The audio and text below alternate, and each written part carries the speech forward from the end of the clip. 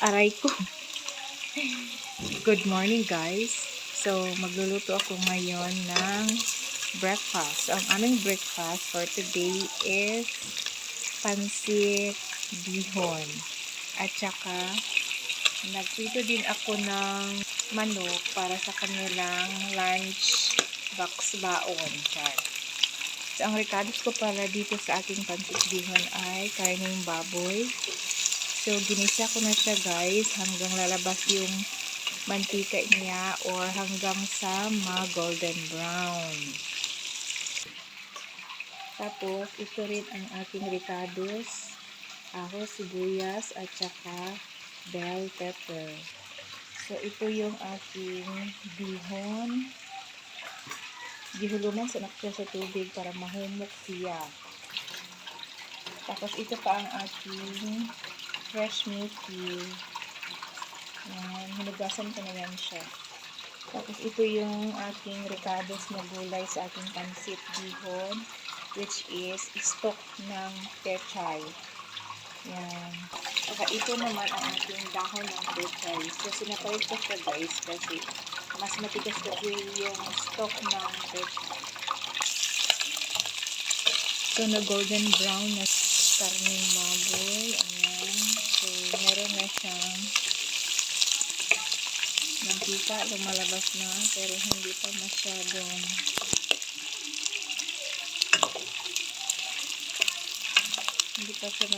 golden brown lahat. Hayaan muna natin.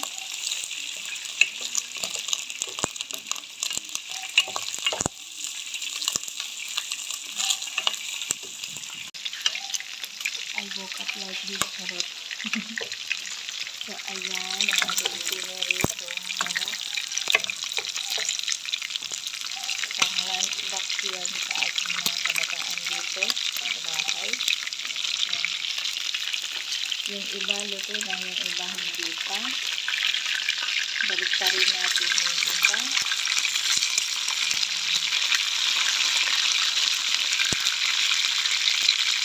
Ay! Ito. Nakakatakot. Okay. Ayan na guys. Nilagay ko na ang ahos, sibuyas at saka bell pepper. Halo-halo ng konti. Hayaan muna natin na maging golden brown ang ating ahos, sibuyas. At saka parang katatas na rin yung bell pepper. Ay maluto yung bell pepper. Yan. Mamayang konti. Ilagay na natin ang ating stock ng pechay. So, ilagay na natin ang stock ng pechay. Hayaan muna natin siya na lumambot ng konti. Saka natin ilagay ang ating iba pa nating ingredients. Yan, halo-halohin muna natin. Yan, lagyan natin yan ng konting tubig. Lagyan natin ng tubig. Yan, konti lang siya. Takpan natin yan at pakuluin natin hanggang sa maluto ang ating stock ng pechay. So, luto na guys ang pritong manok para sa kanilang baon karon. So, kunin ko na yan. Ayan. Pagkatapos nito, tuloy pa rin tayo sa ating pagluluto ng pansit bihon. So, yan, kumukulo na. Ayan.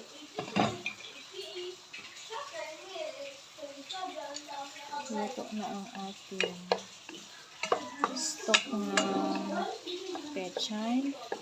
Ilagay na natin ang kasunod natin na ingredients. Ilagay na natin ang dahon ng pechay. Halo-haluin. Mamaya na natin yan lagyan ng toyo. Kasi parang konti na lang ang ating toyo. Kailangan ko pang bumili, charot. Yan. Takpan muna natin ang saging. Ilunod ko na ang pansit bihon. Ilagay ko na rin ang pansit Mickey. At halu-haluin ko yan. Haluin muna natin.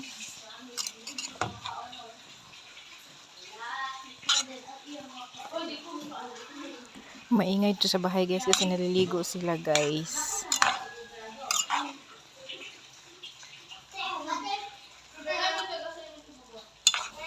So ayan na guys, malapit nang maluto ang aking pansit bihon. So haluin natin yan lahat hanggang sa ma-mix sila lahat.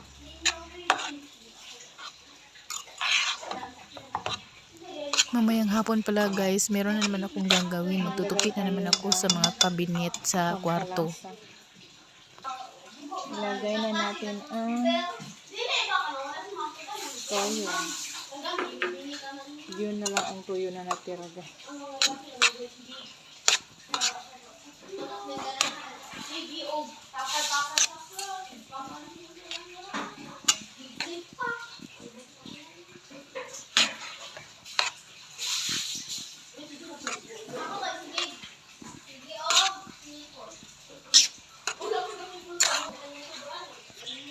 Lagyan natin ng asin.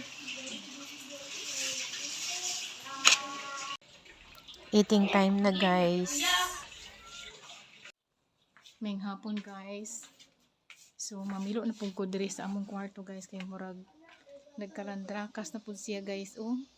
Dinhang dapita. Diya sa bed. Oh my god, sa deck. O diring dapita. Apil ko diri sa mga aparador guys. Di na maagwanta ang kagubot. So, manglempyo na punta. Maayong hapon sa tanan.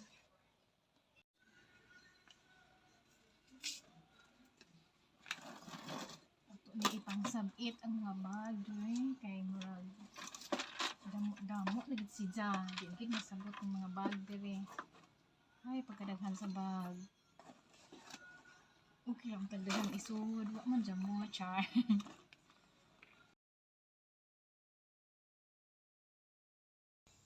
Gilimpyuhan na ako ang sa ibabaw sa cabinet guys. Gipangkuha na ako ang mga bag. Dahil nakakita ko grilo akong gigamit, charot.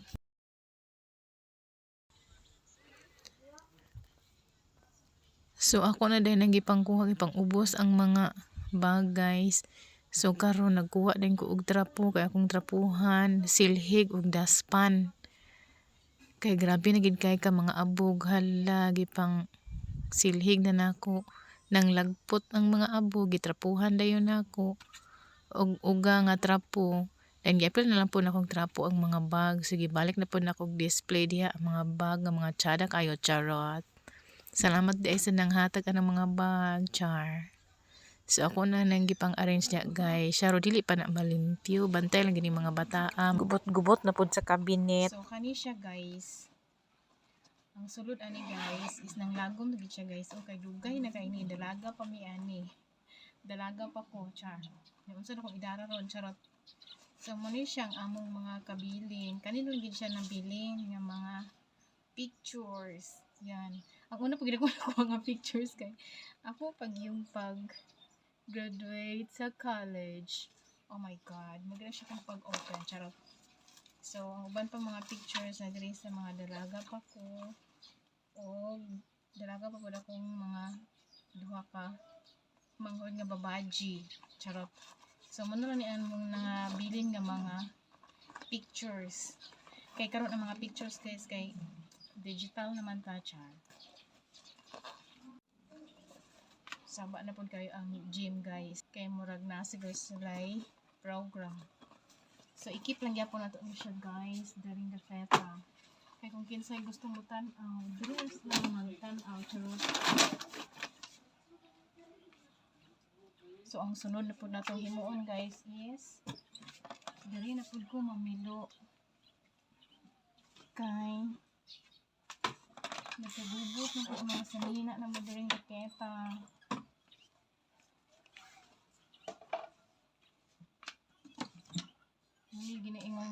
in my life sa bahay. Char.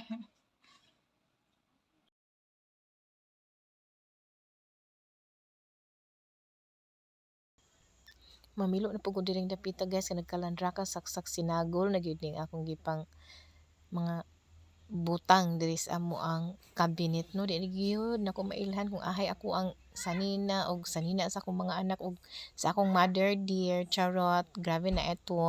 Char. Actually guys, sa pagkatinuod lang guys, dili gid in town ko kabalo mamilo anang mga pariha bitaw sa mga mall nga mga piniloan.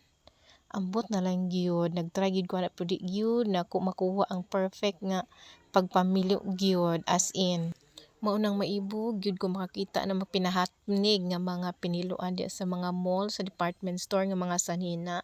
Ambot na lang gyud, mo gyud na ang akong weakness. Char. So, nilingkod na ko anak guys sa gikapon kung sig tuwad-tuwad, tindog-tindog og pinilo. So, tuluran ni ka-layer ang among cabinet guys sa pinakataas munang sanina sa akong mother. Kanang to nga akuan ng mga sanina sa ikatulo mo nang sanina sa akong mga anak. Char. Murag gid taon na among sanina guys, charot lang. So karon guys, dibalhin na pud ko sa country guys. Ako na pud ning tarong ning bag sa akong pag-umangkon kay wala naman pud niya tarong og sira. Ginoo ko God, charot. So karon namilo na pud ko sa mga habol kay nakatiwangwang na pud kay kani liging mga kabataan diri sa among kwarto. My God, makalimot ngid sila pamilo sa ilang tagsa-tagsa ka mga habol. Adi sila mo adto sa ilahang mga obligasyon to be ready na dayon paingon sa ilang school. Di gid na sila mamilo og habol, i-arrange ang ilang mga unlan sa pagbangon nila muhawa sa kuan. Heist Tokyo, Japan, charot. So mo na siya akong a day in my life guys, char lang.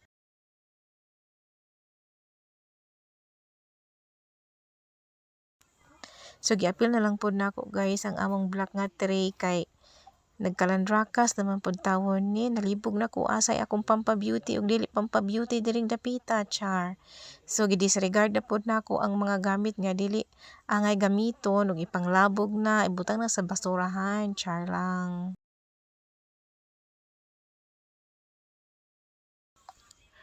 Ug karon guys, ako nang gipang-arrange ang nasa black nga tray ug sa diha nangabot na ang mga estudyante gikan sa eskwelahan. So hapon na gyud ay grabe gid ang akong trabaho karong hapuna kay dugay man gid kaayo ko na human. Charot. 2:00 ko nagsugod sa akong trabaho. Unya kay mga 4 na karon kay nangabot naman ang mga estudyante. Og nalimpyo ra gyud ang black nga tray. So that's all for today's video. Thank you for watching. Bye.